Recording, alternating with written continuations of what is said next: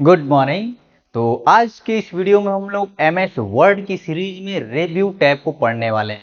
Review tab में क्या क्या मेन्यू है और क्या क्या ऑप्शन है, आइए पहले हम लोग देखते हैं, उसके बाद हम लोग क्लास स्टार्ट करते हैं। ठीक है, तो देखिए रिव्यू टैब में प्रूफिंग मेन्यू में spelling and grammar, thesaurus, word count पढ़ना है। लैंग्वेज मेन्यू में ट्रांसलेट लैंग्वेज पढ़ना है। कमेंट्स मेन्यू में new comment, delete, previous, next, show comments पढ़ना है। ट्रैकिंग में track changes, all markup, show markup, review pane, ये पढ़ना है। उसके बाद चेंजेस में एक्सेप्ट, रिजेक्ट, प्रीवियस, नेक्स्ट पढ़ना है। फिर कंपेयर पढ़ना है। फिर रिस्ट्रिक्ट एडिटिंग पढ़ना है। इसके अलावा कुछ ऑप्शन इसके अंदर भी मिलेंगे जिसको आज हम लोग पढ़ने वाले हैं। सो प्लीज वीडियो पूरा देखिएगा। तो आइए हम लोग क्लास स्टार्ट करते हैं। ठीक है, तो देखिए यहाँ पर देखिए हमारा एमएस वर्ड ओपन ही है। यहाँ पे देखिए दिया हुआ है रिव्यू। ठीक है, इस पे हम क्लिक किए, देखिए यहाँ पे बहुत सारा ऑप्शन खुल के आ गया और यही ऑप्शन हमने यहाँ पे टाइप किया हुआ है आपको दिखाने के लिए कि हम लोग क्या क्या पढ़ना है। ठीक है, अब इसमें सबसे पहले आते हैं तो देखिए यहाँ पे दिया हुआ है स्पेलिंग एंड ग्रामर। ठीक है, प्रूफिंग में स्पेलिंग एंड ग्रामर दिया हुआ है, हम लोग को पहले यहीं से स्टार्ट करना है। ठीक है, तो सबसे पहले मैं इसको इरेज करता हूँ। ठीक है, इसके बाद समझिए कि स्पेलिंग एंड ग्रामर का यूज होता कहाँ है।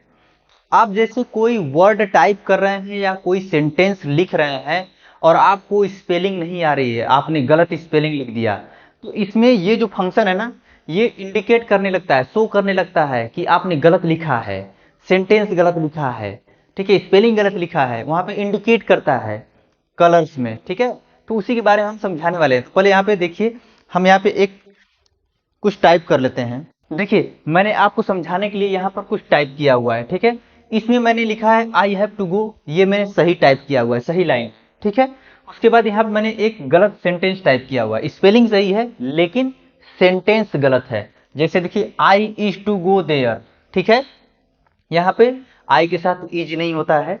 ठीक है, तो इस वजह से यहाँ पे ब्लू लाइन दिखा रहा है, यहाँ पे अंडरलाइन में है ना, कि मतलब इसका स्पेलिंग नहीं, ग्रामर, इसका ग्रामर एरर है। ठीक है, यहाँ पे ग्रामर के हिसाब से ये एरर है, यहाँ पे सही करना होगा। ठीक है, पहली चीज।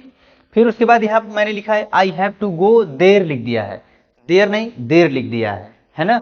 मतलब यहाँ पे भी यहाँ पे हमने स्पेलिंग गलत किया हुआ है, यहाँ पे स्पेलिंग गलत किया हुआ है और यहाँ पे मैंने सेंटेंस ही गलत कर दिया है। जो सेंटेंस गलत किया हुआ है यहाँ पे ब्लू लाइन में शो कर रहा है, और जहां मैंने स्पेलिंग गलत किया हुआ है वहां पे ये रेड लाइन शो कर रहा है। ठीक है, अब हम इस पे क्लिक करते हैं।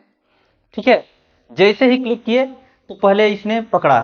ठीक है, यहाँ पे ऐसे पकड़ लिया कि इस लाइन को मैंने सेंटेंस, ये जो पूरा सेंटेंस है इसको मैंने गलत लिख दिया है।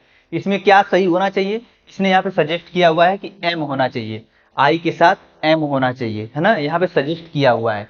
तो आप चाहेंगे तो यहाँ से डायरेक्ट चेंज कर देंगे। ठीक है, चाहे आप इग्नोर करना चाहें तो इग्नोर भी कर सकते हैं। जैसे मैं मान लीजिए मैं यहाँ से चेंज पे क्लिक कर दिया, अब यहाँ पे चेंज हो गया। देखिए यहाँ पे आई इज था, यहाँ पे एम हो गया, अपने आप सही हो गया। अब अगला एरर जो आ गया यहाँ पे आ गया ऑटोमेटिक, यहाँ पे एरर आ गया। तो ध्यान दीजिएगा, यहाँ पे पूरी लाइन को ये सेलेक्ट किया हुआ था, यहाँ पे पूरी लाइन को सेलेक्ट किया हुआ था, इसका मतलब ये था कि ये सेंटेंस गलत हो गया है। ठीक है, और यहाँ पे बस जो स्पेलिंग गलत है उसी को सेलेक्ट किया हुआ है, मतलब इसका ये कि इसकी स्पेलिंग गलत है। ठीक है, तो यहाँ पे इसने सजेस्ट किया हुआ है कि आप यहाँ पे दियर लगा सकते हैं, देयर लगा सकते हैं, द लगा सकते हैं, अदर लगा सकते हैं, थ्री लगा सकते हैं, मतलब कुछ भी लगाएं, लेकिन स्पेलिंग यहाँ पे इस तरह का जो सजेशन है इसमें ये सही होना चाहिए। यहाँ पे देर शब्द कुछ नहीं होता है इसके हिसाब से। ठीक है, इसमें जो प्रोग्राम किया गया है इसके हिसाब से देर शब्द कुछ नहीं होता है। ठीक है, ये मतलब गलत है। आप देख लीजिए कि आपको क्या लिखना था, आपको समझ में आ जाएगा। आप जैसे मान लीजिए आपको देर लिखना है तो यहाँ पे चेंज कर देंगे तो ये चेंज हो गया, और ये हमारा यहाँ पे दिखा भी रहा है spelling and grammar check is complete. ठीक है, और ओके कर दिए, मतलब अब हमारा यहाँ पे पूरा सेंटेंस स्पेलिंग सब सही हो गया। अब अगला यहाँ पर देखिए दिया हुआ है थेजर्स। ठीक है, अब ये समझिए कि इसका मतलब होता है उच्चारण, पर्यायवाची, अर्थ, यही सब कुछ होता है। जैसे उदाहरण के लिए मैं यहाँ पर टाइप कर दे रहा हूँ कंप्यूटर। ठीक है, कंप्यूटर में टाइप कर दिया। ठीक है, अब मैं चाहता हूं कि इससे रिलेटेड जो कुछ भी वर्ड है मैं देखना चाहता हूं, तो मैं इस पे डायरेक्ट क्लिक कर दिया यहाँ पे, और उसके बाद मैं थेजर को क्लिक कर दिया। ठीक है, क्लिक कर दिया। देखिए यहाँ पर थेजर से रिलेटेड, अब देखिए यहाँ पे कंप्यूटर दे दिया, और कंप्यूटर से रिलेटेड जो भी वर्ड है यहाँ पर सब दिखाने लगा, पर्यायवाची और या उससे रिलेटेड चीजें यहाँ पे नाम शो करने लगा। ठीक है, जैसे देखिए processor, CPU, main frame, super computer, work station, PC, laptop, notebook है ना, पाम टॉप, ये सारी चीजें शो करने लगा। ठीक है, इससे रिलेटेड। ठीक है ना, तो थ्रेशर्स का यूज हम लोग इसीलिए करते हैं कि आपको पर्यायवाची जानना है इस शब्द से रिलेटेड, या आपको इसका अर्थ जानना है, तो सब कुछ यहाँ पे शो करने लगता है। अब मान लीजिए यहाँ पे मुझको सीपीयू को यहाँ पे इंसर्ट करना है। ठीक है, आप डायरेक्ट अपने माउस का पॉइंटर आप लेके आइएगा। जैसे मैं सीपीयू को लेके आया तो यहाँ पे देखिए टिक का निशान बनाया हुआ है। ठीक है, अब वहां पे मैं क्लिक करता हूँ टिक पर। ठीक है, अब देखिए दिया हुआ इंसर्ट और कॉपी, आप या तो यहाँ से कॉपी करके यहाँ पे पेस्ट कीजिए, चाहे डायरेक्टली इंसर्ट पे क्लिक कर देंगे और यहाँ पे देखिए इंसर्ट हो गया। ठीक है, एक चीज और मैं देखता हूँ, जैसे मान लीजिए मैं सीपीयू से रिलेटेड थ्रेशर खोलना चाहता हूँ। ठीक है, तो मैं इस पर क्लिक किया और मैं इस पर क्लिक कर दिया। ठीक है, अब जैसे ही क्लिक किया तो यहाँ पर देखिए सीपीयू आ गया, और सीपीयू से रिलेटेड यहाँ पे उसका अर्थ या उससे मिला जुला हुआ शब्द यहाँ पे शो करने लगा। देख रहे हैं ना, micro chip, micro processor, computer chip, यही सब कुछ होता है।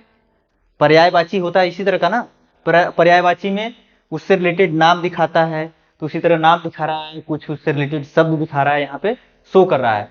अब मैं यहाँ पे जैसे मान लीजिए मुझे माइक्रो प्रोसेसर को यहाँ पे इंसर्ट करना है, तो मैं डायरेक्ट यहाँ पर क्लिक करता हूँ।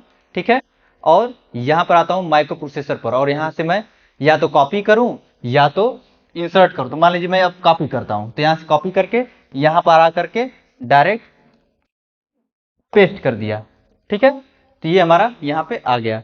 ये थोड़ा लाइन बड़ा था, इस लाइन में नहीं आ रहा था, इस वजह से नीचे टाइप कर दिया। ठीक है, तो ये चीज समझ में आ गई। ठीक है, अब अगला है यहाँ पर वर्ड काउंट। ठीक है, इसका यूज कहाँ होता है समझिए। जैसे मान लीजिए इसमें एमएस वर्ड में आपने कोई सेंटेंस लिखा है या कोई पैराग्राफ आपने टाइप किया है, आप उसका डिटेल देखना चाहते हैं, कितना अक्षर है, कितनी लाइन है, ये सारा डिटेल देखना चाहते हैं, तो इस ऑप्शन की मदद से आप देख सकते हैं। जैसे फॉर एग्जांपल मैं यहाँ पे एक पैराग्राफ लेता हूँ। ठीक है, ये देखिए हमने एक डिफॉल्ट में यहाँ पर पैराग्राफ ले लिया। ठीक है, और मैं इसका डिटेल देखना चाहता हूँ कि इसमें कितनी लाइनें हैं, कितना स्पेस है, तो बस डायरेक्ट यहाँ पे वर्ड काउंट पर क्लिक कर दिया।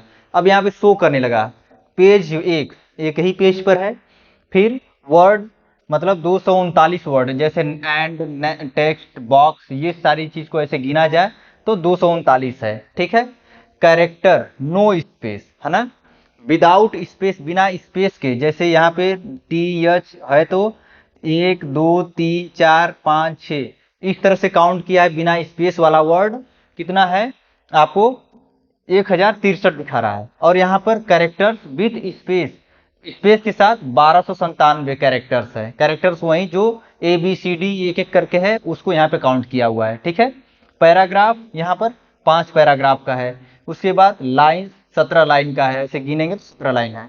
ठीक है, तो इस तरह से यहाँ पे दिया है include text box, foot notes and and note. अगर आप चाहते हैं कि इसमें जो कुछ भी अगर आपने फुट नोट एंड नोट लगाया हुआ है उसको भी काउंट करना चाहते हैं, तो इस पर टिक कर देंगे तो फुट नोट एंड नोट सब शो करने लगेगा। ठीक है, फिलहाल मैंने फुट नोट एंड नोट कुछ लगाया नहीं है, सिंपली यहाँ पे मैंने एक पैराग्राफ लिया हुआ है, इस वजह से यहाँ पे इतना डिटेल शो कर रहा है। ठीक है, ये चीज क्लियर हो गई। ठीक है, अब अगला ऑप्शन है हम लोगों का ट्रांसलेट। इसका यूज कैसे करना है समझिए। जैसे यहाँ पर मैं एक पैराग्राफ टाइप किया हूँ इंग्लिश में, ठीक है, और मैं इसको हिंदी में कन्वर्ट करना चाहता हूँ या किसी और भाषा में कन्वर्ट करना चाहता हूँ, तो कन्वर्ट कर सकता हूँ। बस मेरे कंप्यूटर में इंटरनेट कनेक्ट होना चाहिए, क्योंकि ये ऑनलाइन कन्वर्ट होता है। ठीक है, तो सबसे पहले मैं ट्रांसलेट पर क्लिक करता हूँ, तो सबसे पहले यहाँ पे दिखा रहा है ट्रांसलेट डॉक्यूमेंट, मतलब ये जो पूरा डॉक्यूमेंट है इसमें जितना भी कैरेक्टर लिखा हुआ है इसको मैं कन्वर्ट कर सकता हूँ, पूरे को एक साथ किसी भी भाषा में कन्वर्ट कर सकता हूँ। तो सबसे पहले मुझे जिस भाषा में चाहिए, पहले मैं यहाँ पे लैंग्वेज सेलेक्ट करता हूँ। ठीक है, तो यहाँ पर मान लीजिए मुझे हिंदी में ही चाहिए, तो मैं हिंदी में ही रख लिया हूँ। ठीक है, देख रहे हैं ना, यहाँ पे जो भी भाषा चाहिए वो भाषा आप ले सकते हैं। ठीक है, तो मैं यहाँ पे हिंदी रखा हूँ, ये तो मिनी वाला है, फिलहाल मुझे इससे मतलब है। ठीक है, और मैं यहाँ पे ओके कर देता हूँ।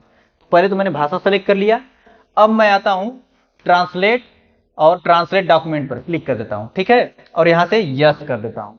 ठीक है, अब यहाँ पे देखिए ये ब्राउजर में ओपन हो गया और ये देखिए कन्वर्ट कर लिया हिंदी में। ठीक है, हिंदी में कन्वर्ट हो गया। अब मैं इसको चाहूँ तो कॉपी करके वहां पे पेस्ट कर सकता हूँ। ठीक है, ये क्लियर हुआ। अब अगला ऑप्शन है देखिए ट्रांसलेट सेलेक्टेड टेक्स्ट। ठीक है, जैसे मान लीजिए मुझे बस इतना हिंदी में कन्वर्ट करना है या किसी और भाषा में, तो मैं सेलेक्ट कर लिया। ठीक है, उसके बाद मैं ट्रांसलेट पे आता हूं और मैं ट्रांसलेट सेलेक्टेड टेक्स्ट पे क्लिक कर दिया और यहां से यस कर दिया। अब यहाँ पे देखिए यहाँ पे हिंदी में कन्वर्ट कर दिया। अब मैं चाहूं तो इसको यहाँ पर कहीं भी इंसर्ट कर सकता हूं। जैसे मान लीजिए मुझे यहाँ पे इंसर्ट करना है, ठीक है, या मुझे यहीं पर इसके नीचे इंसर्ट करना है, तो बस मैं इंटर करके थोड़ा सा मैं यहाँ पे आ जाता हूँ और मुझे यहाँ पे इंसर्ट करना है इसको। ठीक है, अब मैं यहाँ से स्क्रॉल करके, ठीक है, यहाँ पे मैं आ जाता हूँ। देखिए यहाँ पे दिया हुआ इंसर्ट, इंसर्ट पे जैसे ही क्लिक करूंगा तो यहाँ पे देखिए ये इंसर्ट हो गया। देख रहे हैं ना, इंसर्ट हो गया। या आप कॉपी करके कहीं और करना चाहते हैं तो यहाँ पर देखिए छोटा सा टिक का निशान है, इस पर क्लिक कर देंगे और यहाँ पे देखिए दिखा रहा है कॉपी और यहीं पे दिखा रहा है इंसर्ट। यहाँ से कॉपी करके आप जहाँ चाहें वहाँ पेस्ट कर सकते हैं। ये समझ में आया। जैसे मान लीजिए मुझे यहाँ पे हिंदी के बजाय मुझे जापानी भाषा में चाहिए, तो ये देखिए जापानी भाषा में कन्वर्ट कर दिया। अब जैसे मान लीजिए मुझे यहाँ से कॉपी करना है तो यहाँ पे आ गया, कॉपी कर लिया। ठीक है, अब मुझे यहाँ पर नीचे पेस्ट करना है तो मैं पेस्ट कर सकता हूँ, जैसे यहाँ पर पेस्ट कर दिया। ये देखिए जापानी भाषा, ये तो मुझे आता ही नहीं है कि ये जापानी भाषा दिखाने लगा। ठीक है, इस तरह से मैं ट्रांसलेट का यूज कर सकता हूँ, बस मेरे कंप्यूटर में इंटरनेट कनेक्ट होना चाहिए। ठीक है, इज दैट क्लियर। अब अगला ऑप्शन है यहाँ पे देखिए लैंग्वेज। ठीक है, सेट प्रूफिंग लैंग्वेज। फिलहाल देखिए यहाँ पे लैंग्वेज प्रेफरेंसेस पे मैं क्लिक किया। देखिए मेरे कंप्यूटर में फिलहाल इंग्लिश लैंग्वेज इंस्टॉल है। मैं चाहूँ तो हिंदी भी इंस्टॉल कर सकता हूँ, जो चाहूँ वो लैंग्वेज इसमें रख सकता हूँ। फिलहाल मुझे इंग्लिश में ही रखना है। आपको जो चाहिए यहाँ से इसमें लैंग्वेज इंस्टॉल कर सकते हैं, सेट कर सकते हैं। ठीक है, आप अपने साथ देख लीजिएगा। ठीक है, फिलहाल मुझे इसकी जरूरत नहीं है। अब अगला ऑप्शन है हम लोगों का न्यू कमेंट। अब जैसे यहाँ पे एक आर्टिकल लिखा हुआ है और मैं इस पर कमेंट करना चाहता हूँ तो कमेंट भी कर सकता हूँ। जैसे मान लीजिए यहाँ पर ये जो पैराग्राफ है मैं इस पर कमेंट करना चाहता हूँ, तो मैं यहाँ पर क्लिक कर दिया और न्यू कमेंट पे क्लिक कर दिया। अब यहाँ पर मैं लिख देता हूँ, जैसे गुड, गुड लिख दिया। अब मैं इस पर भी कमेंट करना चाहता हूँ तो इस पर क्लिक किया, फिर न्यू कमेंट और यहाँ पर मैं लिख देता हूँ, मैंने लिख दिया यहाँ पे फाइन। अब मैं इस पर भी कमेंट करना चाहता हूँ तो यहाँ पर मैं लिख दिया न्यू कमेंट पे क्लिक करके हेलो। ठीक है, इस तरह से मैंने कमेंट कर दिया और यहाँ पे देखिए दिखाने लगा, इस तरह से कुछ यहाँ पे सिंबल भी दिखाने लगा ना, चैट बॉक्स की तरह, है ना। अब मुझे देखना है कि क्या कमेंट किया गया, तो मैं इस पर क्लिक करूंगा तो यहाँ पे दिखाने लगेगा। देख रहे हैं ना, देखिए देख रहे हैं ना, जिस पे क्लिक करेंगे वहां पे शो करने लगेगा। ठीक है, इसके अलावा यहाँ पर देखिए दिख रहा है डिलीट प्रीवियस नेक्स्ट और शो कमेंट। अब मान लीजिए मैं शो कमेंट में पहले आता हूँ। ठीक है, यहाँ पर मैं क्लिक करता हूँ तो यहाँ पर जितना भी कमेंट किया गया है सब एक साथ शो करने लगा। ठीक है, तो इससे मैं देख सकता हूँ। उसके बाद यहाँ पर देखिए दिया हुआ नेक्स्ट प्रीवियस। ठीक है, अब मैं देखिए मेरा यहाँ पे सिलेक्शन दिखा रहा है यहाँ पर, है ना, इस तरह से डार्क, मतलब मैं इस समय फिलहाल इस कमेंट पे हूँ। अगर चेक करना है तो जैसे मैं डिलीट करूंगा तो यही डिलीट होगा। जैसे देखिए डिलीट किया, देखिए ये वाला कमेंट डिलीट हो गया, है ना। फिलहाल मैं कंट्रोल जेड करता हूँ क्योंकि मैं इस समय इस वाले कमेंट पर हूँ। ठीक है, अब मैं प्रीवियस पे देखना चाहता हूँ इसके ऊपर, तो मैं प्रीवियस पे क्लिक किया। अब ये देखिए मैं इस पर आ गया, इसके प्रीवियस पे क्लिक किया तो इसके पिछले वाले पे मैं आ गया। ठीक है, अगर नेक्स्ट करूंगा तो नेक्स्ट वाले पे नीचे पे आ गया, फिर नेक्स्ट करूंगा तो ये नीचे वाले कमेंट पे आ गया। इस तरह से प्रीवियस नेक्स्ट करके आप जिस कमेंट पे जाना चाहते हैं कमेंट पे जा करके देख भी सकते हैं इस तरह से। ठीक है, इसके अलावा यहाँ पर डिलीट भी कर सकते हैं। जैसे मान लीजिए मैं इसको डिलीट करना चाहता हूँ तो मैं डिलीट पे क्लिक कर दिया, ये डिलीट हो गया। ठीक है, फिर मैं प्रीवियस पे आता हूँ क्योंकि अब ये ऊपर वाला डिलीट करना है हमको, तो मैं प्रीवियस पे क्लिक किया, इस पर आ गया और मैं डिलीट कर दिया। फिर उसके बाद अगला ऑप्शन है, फिलहाल मैं इसको फिर से कंट्रोल जेड करता हूँ क्योंकि अगला ऑप्शन भी समझा रहा है आपको। तो ये चीज तो हमने बता दिया आपको। अब इसी में अगला देखिए दिखा रहा है सिंपल मार्कअप और शो मार्कअप। अब इस तरह से हमारा सिंपल में दिखा रहा है, इस तरह से सिंबल बना के, है ना। अब मैं चाहता हूं कि पूरा शो करे कमेंट जो कुछ भी है, तो ऑल मार्कअप मैं कर देता हूं। ये देखिए शो करने लगा, किस जगह पे मैंने कहां कहां कमेंट लगाया हुआ है ये शो करने लगा। ठीक है, इसमें यहाँ पे देखिए शो मार्कअप में दिखाया हुआ है। आप क्या यहाँ पे शो कराना चाहते हैं क्या नहीं। अब जैसे मान लीजिए मैं कमेंट को नहीं शो करना चाहता हूं, तो मैं इस पर क्लिक कर दिया, कमेंट हट गया। ठीक है, उसके बाद यहाँ पर है नो मार्कअप। ठीक है, इस पर जैसे ही क्लिक किया कुछ भी नहीं दिखाएगा। ठीक है, उसके बाद यहाँ पर अगला है ओरिजिनल। ओरिजिनल का मतलब जो पहले था उसी को दिखा रहा है यहाँ पर। ठीक है, मैं फिलहाल इसको सिंपल मार्कअप पे क्लिक कर दिया, यहाँ पे देखिए इस तरह से शो करने लगा। ठीक है, इस तरह से हम लोग देख सकते हैं कमेंट को, और जिस फॉर्मेट में देखना चाहें देख सकते हैं। ठीक है, ये क्लियर हो गया। अब अगला ऑप्शन है हम लोगों का ट्रैक चेंजेस। इसका इस्तेमाल क्या होता है समझिए। जैसे मान लीजिए यहाँ पर हमने एक 8-10 पन्ने का एक आर्टिकल लिखा हुआ है, और मैं चाहता हूँ कि जो भी यूजर्स इसको पढ़े और उसको लग रहा है कि इसमें कुछ बदलाव करना है, कुछ चेंज करना है, और अपना सुझाव दे इसमें, तो मैं उससे सुझाव भी ले सकता हूँ। लेकिन एक बात बताइए कि अगर मान लीजिए इसमें कहीं यूजर ने सुझाव दिया कहीं बदलाव करने के लिए, तो कैसे पहचानेंगे। सिंपल, जैसे मान लीजिए हम यहाँ पर, मान लीजिए मैं एक यूजर हूँ और मैं यहाँ पर एक सुझाव दे दिया, यहाँ पे चेंज लिख दिया। ठीक है, तो हमने तो यहाँ पे आपको दिखा दिया कि हमने यहाँ पे चेंज लिखा है, लेकिन आप कैसे पहचानेंगे, कैसे पहचानेंगे इसमें कि चेंज करने के लिए दिया हुआ है। सब तो सिंपल ही दिख रहा है। तब उसी कंडीशन में ट्रैक चेंज पर क्लिक करना पड़ता है। यहाँ पे क्लिक कर दिए। अब इसके बाद ये फाइल जिसको भी देंगे, जो कुछ भी बदलाव करेगा इसमें दिखेगा। जैसे मान लीजिए यूजर ने यहाँ पर दे दिया आपको कंप्यूटर लिख दिया। ठीक है, यहाँ पर लिख दिया कंप्यूटर, तो यहाँ पे आपको दिख गया साफ कि कंप्यूटर लिखा है यहाँ, मतलब कि ये सबसे अलग है, अंडरलाइन है और रेड में भी दिख रहा है ना। तो इसका मतलब ये है कि यहाँ पर यूजर ने सुझाव दिया है। ठीक है, अब जैसे मान लीजिए यूजर ने यहाँ पर भी सुझाव दे दिया, यहाँ पर दे दिया वी, तो यहाँ पर भी आपको दिखने लगा कि यहाँ पर वी लिखना है, यूजर ने यहाँ पर सजेस्ट किया हुआ है। समझ में आ रहा है। तो अब यहाँ पर आप तुरंत समझ पा रहे हैं कि यहाँ पर चेंजेस करना है। अब उसके बाद एक चीज और ध्यान दीजिएगा। अब ये तो आपको भी दिख रहा है, लेकिन जो यूजर पढ़ रहा हो, कोई दूसरा यूजर भी देख रहा होगा, तो उसको भी यहाँ पर दिख रहा होगा कि यहाँ पे बदलाव करने के लिए सजेशन दिया गया है। आप चाहते हैं कि यहाँ पे ऑल मार्क, इसको इसके बजाय कुछ सिर्फ हिंट रहे, तो आप हिंट भी दे सकते हैं। जैसे यहाँ पे सिंपल मार्कअप कर देंगे, तो यहाँ पे जो सजेशन दिया गया है, यहाँ सजेशन का पता नहीं चल रहा है, लेकिन यहाँ पर बस दिखाया गया है कि कौन सी लाइन में सजेशन के लिए दिया गया है। हिंट के लिए, सिंपल सजेशन के लिए सिंपल यहाँ पे मार्क हो गया है ना। आप यहाँ सिंपल मार्क रख देंगे, चाहे ऑल मार्क रखेंगे, ऑल मार्क रखेंगे तो पूरा दिखेगा कि क्या क्या यहाँ पे बदलाव करना है। लेकिन वहीं सिंपल कर देंगे तो बस सिंपल में यहाँ पे दिखाएगा। यहाँ पर अगर नो मार्कअप करेंगे तो कहीं कुछ नहीं दिखाएगा। लेकिन आपको देखना हो तो आप क्या करेंगे, बस ऑल मार्कअप पे कर देंगे, आपको दिख जाएगा। ये चीज क्लियर हुआ। अब उसके बाद ये वाला ऑप्शन तो हमने बता दिया था। अब इसमें देखिए दिया है रिव्यूइंग पेन। ठीक है, इस पर क्लिक करेंगे तो यहाँ पर देखिए इस तरह से इसमें दिखा रहा है कि यहाँ पर सुझाव दिया गया है, जो मतलब क्या क्या सुझाव दिया गया है आप यहाँ पर देख सकते हैं। देखिए अब यहाँ पे जैसे मान लीजिए यूजर का नाम लिखा हुआ है, ये तो फिलहाल मेरा ही नाम दिखा रहा है। यहाँ पर कि जो यूजर, जैसे कौन से यूजर ने क्या क्या सुझाव दिया, यहाँ पे पूरा शो करेगा। देख रहे हैं ना, यहाँ पे विनोद मौर्य ने वी का सुझाव दिया था, वहाँ पे दिखा रहा है। यहाँ पे कंप्यूटर का सुझाव दिया गया तो यहाँ पे भी दिखा रहा है। इस तरह यहाँ पे दिखा रहा है, आप इसको वर्टिकली देख पा रहे हैं।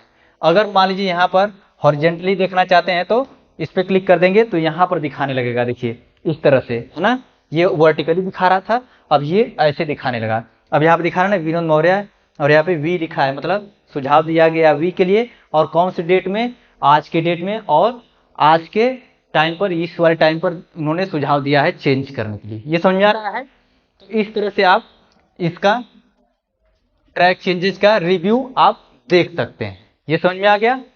ठीक है, अब अगला ऑप्शन है हम लोगों का एक्सेप्ट, है ना।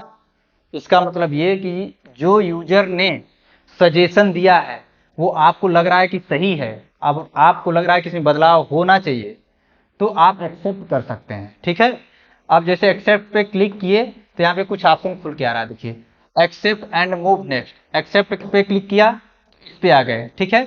फिर से इस पे क्लिक किया और इस पे क्लिक किया तो ये वाला एक्सेप्ट हो गया और मैं नेक्स्ट वाले पे आ गया, ठीक है। फिर से एक्सेप्ट पे आया और फिर एक्सेप्ट एंड मूव पे क्लिक किया तो अब तो अगला तो है नहीं, दो ही एक्सेप्ट सुझाव आया था तो दोनों हमारा एक्सेप्ट हो गया। और यहाँ पे दिखा रहा है ना, there are not any comment or track changes in your document, दो ही था, दोनों चेंज हो गया। ये समझ में आ रहा है। फिर से मैं कंट्रोल जेड करता हूँ और इसी में अगला देखिए दिया हुआ है एक्सेप्ट ऑल चेंजेस, ठीक है। अगर आप एक्सेप्ट करना चाहते हैं तो एक ही बार में एक्सेप्ट कर देंगे, एक ही बार में पूरा चेंज हो जाएगा। लेकिन ध्यान रहे आप जो भी चेंज करेंगे एक एक पढ़ के चेंज करेंगे तो सही रहेगा, क्योंकि एक ही बार में करेंगे तो पता नहीं कहाँ कहाँ क्या चेंजेस दिए हैं, पहले आपको पढ़ना भी तो पड़ेगा। तो आप सिंपली ज़्यादा से ज़्यादा इसका यूज करेंगे, accept and move to next. इस पर क्लिक करके आप एक्सेप्ट करते जाएंगे। यहाँ पे सिंगल के लिए है, सिंगल पर क्लिक कर देंगे तो ये वाला हो गया। अब इस पर क्लिक करके आप इस पर क्लिक कर दीजिए, इस पर क्लिक कर दीजिए, ये भी एक्सेप्ट हो जाएगा, ठीक है। ये समझ में आ गया एक्सेप्ट का मतलब। जो यूजर ने सुझाव दिया था, कमेंट किया था, आप उसको एक्सेप्ट करना चाहते हैं तो एक्सेप्ट कर सकते हैं, इसमें रख सकते हैं, ठीक है। लेकिन आपको लग रहा है कि ये वाला वी वाला ये गलत है, सही नहीं है, तो आप इसको रिजेक्ट भी कर सकते हैं। आप यहाँ पर आइए, वहीं सेम उसी तरह का ऑप्शन है।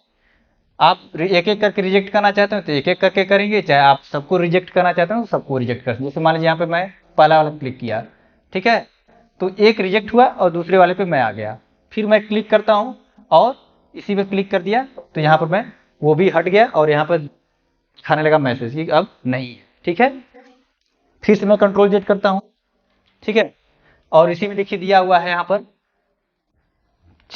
रिजेक्ट चेंज, है ना। आप जैसे मान लीजिए आप कंप्यूटर को रिजेक्ट करना चाहते हैं डायरेक्टली, यहाँ पर आइए और रिजेक्ट पर चेंज पर क्लिक कर दीजिए और ये हमारा रिजेक्ट हो गया, ठीक है। तो इस तरह से आप जिसको चाहे डायरेक्ट रिजेक्ट कर सकते हैं, ठीक है। और इसी तरह से सेम ऑप्शन है reject all changes, reject all कर दिए, काम खत्म हो गया, ठीक है।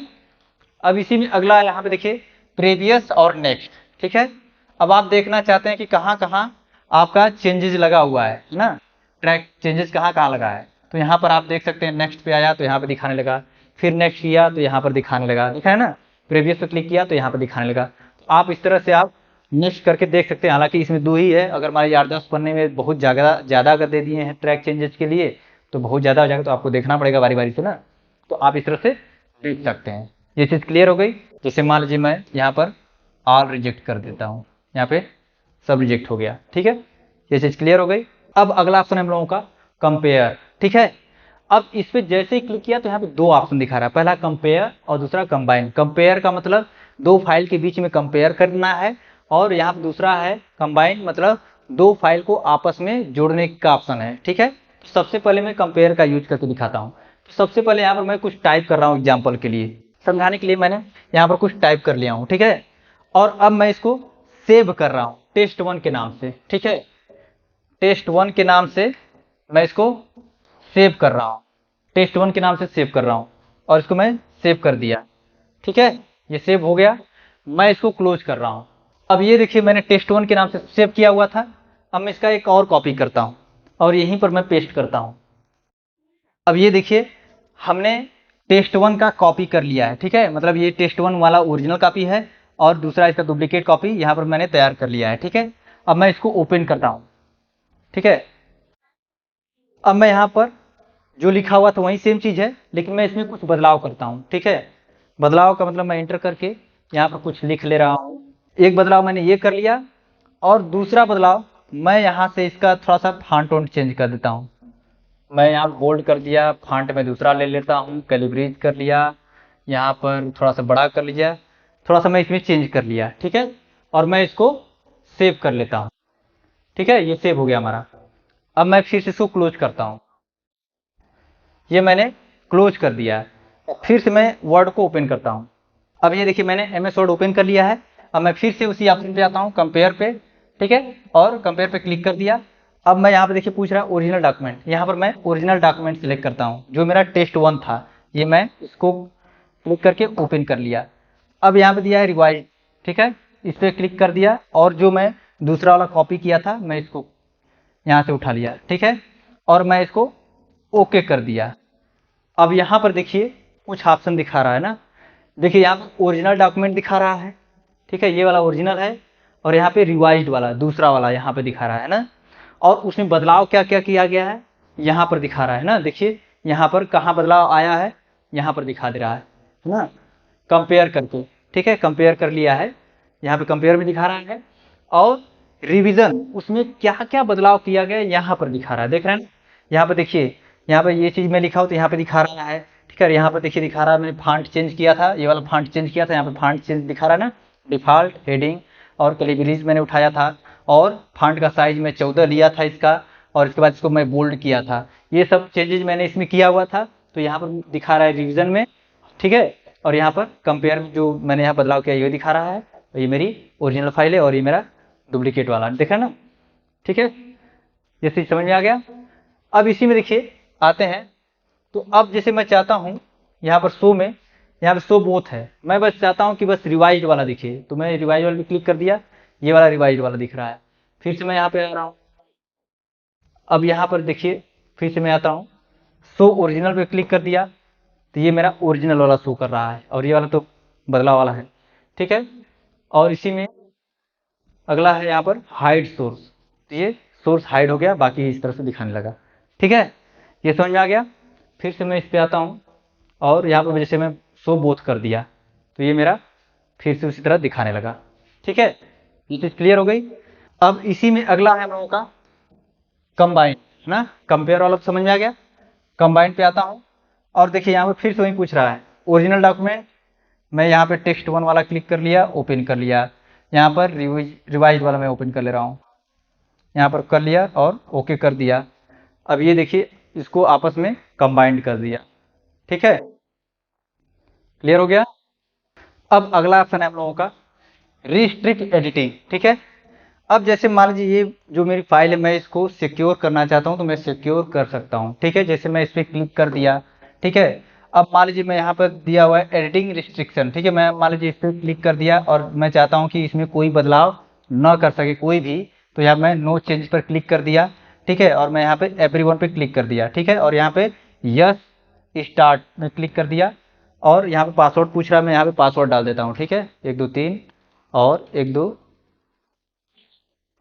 1 2 3, ठीक है, पासवर्ड डाल के मैं इसको प्रोटेक्ट कर लिया, ठीक है। अब मैं इसमें कोई भी बदलाव करूंगा तो बदलाव नहीं होगा, कोई भी बदलाव करना चाहेगा नहीं होगा, देखिए यहाँ पे कुछ नहीं होगा, यहाँ पे कुछ भी टाइप करेंगे तो टाइप भी नहीं होगा, ठीक है।